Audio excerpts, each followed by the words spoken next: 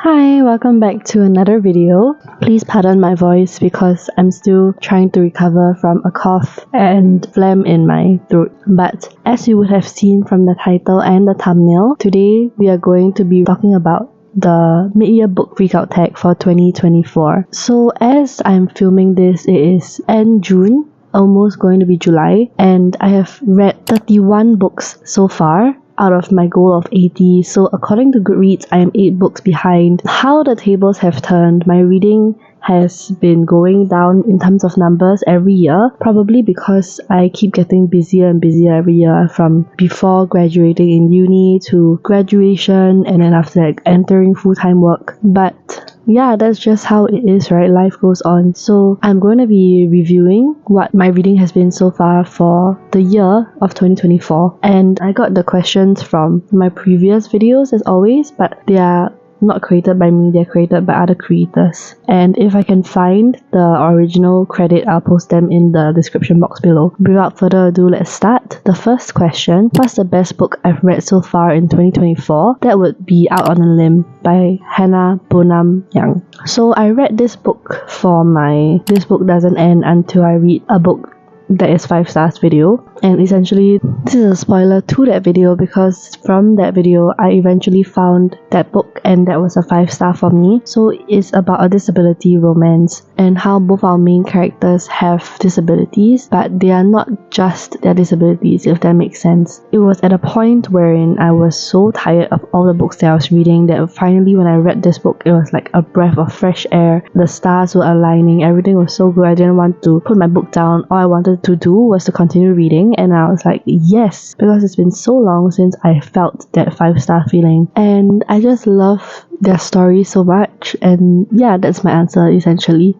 Please watch that video if you want to hear more of my in-depth thoughts on that book. Okay, second question: best sequel I've read so far in 2024, and that would be Wildfire, which is by Hannah Grace, who was the author of Icebreaker. So I read Icebreaker and didn't really enjoy it because I felt like the story was quite dragged out and repetitive after some time that I just wanted the book to end. But then I wanted to read Wildfire, and I'm so glad I did because I enjoyed it so much more than Icebreaker. So Wildfire is about these two main characters who cross paths at a party. They had a one-night stand, so they thought that was the end of it, right? But then they were so surprised when they bumped into each other on their first day of the summer camp, where they are both counselors hoping to escape their complicated home lives by spending the summer working. And the story progresses from there, and I just really love camp stories so much. I'm not sure if it's because of Percy Jackson, but I just really enjoyed my time reading this. I loved every aspect of the camp while they were there, which is for the majority of the book actually.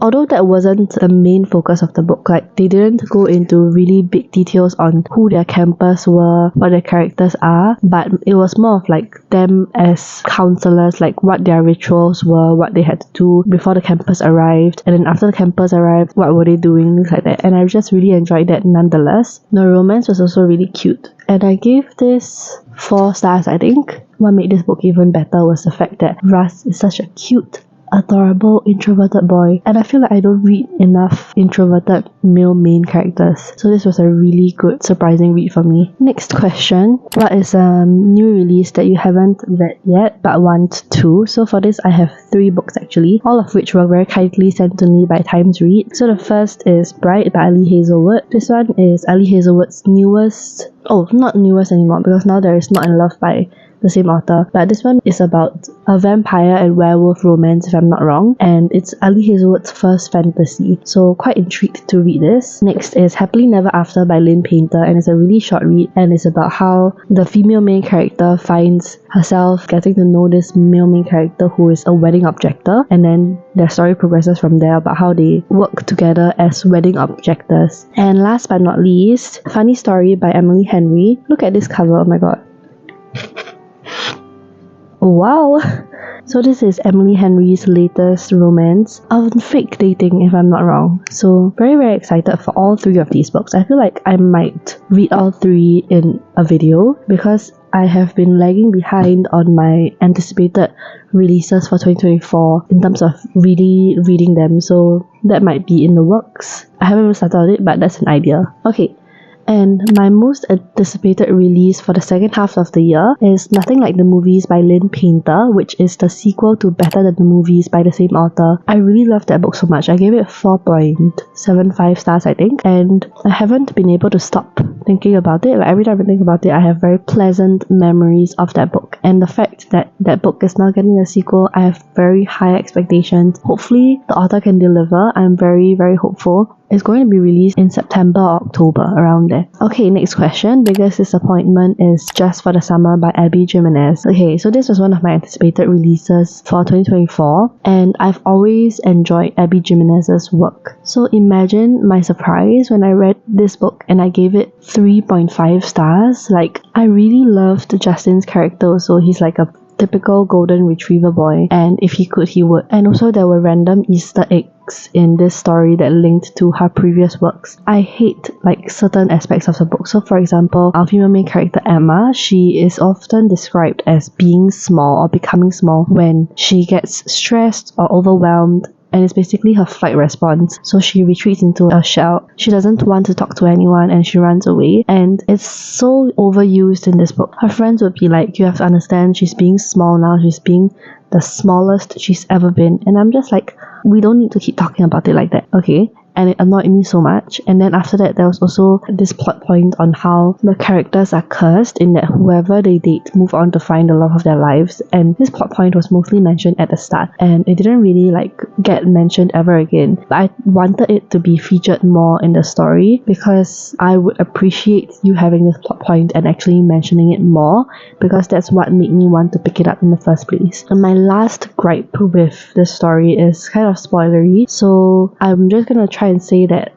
it was something that's not really believable to me with how the author handled it. Those are just kind of the things that disappointed me from the story, and why I ended up giving it 3.5 stars, which is not a bad rating, just a disappointment for me. Okay, and my biggest surprise is actually two books. So the first is Legend Born by Tracy Dion. I read this book for Carrie Can Read's Book Club's Discord Book Club Buddy Read for June, and it has been on my shelf for years. I picked it up and I was so pleasantly surprised because the writing was really good and the plot was kind of interesting also. It hooked me in and I didn't want to stop reading, which is always a good sign because I don't really gravitate towards fantasy anymore. I can't immerse myself in the world as easily as I used to when I was younger, but I did for this story. And even the main character is, this is YA by the way, the main character is only 16. The story was developed and written really well, so I actually borrowed the second book, Blood Marked, and I'm going to be reading it sometime soon, so this was very surprising. Oh, I'm sorry, I didn't talk about what this book is about. So this book is about Brie Matthews, who after her mother dies in an accident, she goes to this university to attend this residential program, and that's when she witnesses a magical attack and realizes that she's special. Like, not everybody can see the monsters except for like a few that she has seen dealing with the monsters, and that's how she gets sucked into the Legend-Born world. Basically, students who hunt the creatures down. One of them calls himself a Merlin and attempts to wipe Brie's memory of everything that she saw, but he failed. So that's when Brie remembers that this same thing happened at the hospital where this person told her that her mother had died, and then she remembers that the person had wiped a bit of her memory. So that's the motivation for her wanting to join Legend-Born, the society, and try to figure out what happened, because there's obviously more to her mother's death. Another surprising read was The X-Talk by Rachel Lynn Solomon. That one was about our main characters are working in a radio station, and the female main character has been working there for 11 years. The male main character recently joined, but he has a master's in journalism or something like that. They are at odds because the guy has a lot of ideals and he always likes to brag that he has a master's. And our female main character can't stand him because she has 11 years of experience and he doesn't really like respect that. There was this conflict wherein the radio show that our female main character was working on was decided by management to be terminated because it wasn't receiving as much popularity as it did recently, as it did in the past. And then there was a need for a new radio show idea, of which it was then decided that our main characters would work together for this radio show wherein they pretend that they were exes, they pretended that they dated and then they are now exes, and they now have to talk about relationships in their show. So like how they broke up, what others could have done so that they don't go through what they did. and things like that. And then that's where sparks fly. So that was a really interesting read also. It was also at a point where nothing I was reading was working, and then I read that book and I was like, okay, I'm enjoying this. The writing is good, the plot is interesting, the characters have chemistry, and it really worked for me. So I gave it like 4.25 stars if I remember correctly. And I also read it for a video. Yes, it was for Get Out of a Reading Slump with me, so I'll link it up above if you're interested. But yeah, favorite new author, debut or new to you, I would say Lynn Painter and Hannah Bonham Young. So Hannah Bonham Young is the author of Out on a Limb. Excited to read whatever she comes up with next. Lynn Painter is the author of Better Than the Movies and also The Do-Over, which I read this year and also kind of enjoyed. I think I gave it like 4 stars. I also enjoyed The Love Wager by the same author. The only book that I haven't really enjoyed from this author so far is Mr. Wrong Number. And I have this book, as I mentioned before, so very quickly becoming an author whose works I mostly enjoy. So that's why I mentioned her. Newest fictional crush would definitely be Bo from Out on a Limb. Such a green flag, so funny, and just very charismatic and endearing. As well as the villain from Assistant to the Villain. That book had a lot of potential in my opinion, in that the premise was really good. I was really vibing with it, but then the plot got too political and then I was just kind of done with the story. But the character, the villain, I still really enjoyed reading about, so that's why I mentioned him. And the way that he cares for the female main character is also like, newest favorite character is definitely Pot Roast from Bookshops and Bone Dust, which is the prequel to Legends and Lattes. Did you see that character? He looks so cute, like a mashup of different mythical creatures, and he's called Pot Roast.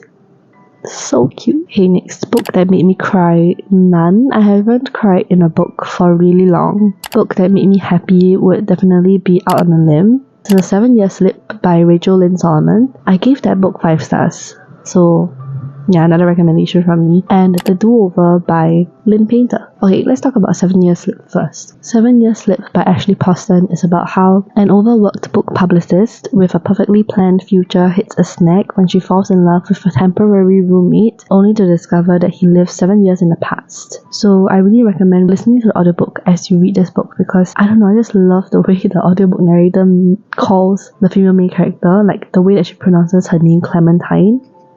And it really immerses you into the story as well. Really enjoyed this story. When I read it, it almost felt like there's no way I can't read this book 5 stars. It's a really objectively good book. As for The Do-Over, it's about a female main character who experiences a terrible Valentine's Day. Then she passes out on the couch and she wakes up only to realize that the same day is happening over and over again. So kind of like Groundhog's Day. Really enjoyable, fluffy read. So if you need like a short, fast read that will make you really entertained and get through some amount of time quickly, let's pick up this book.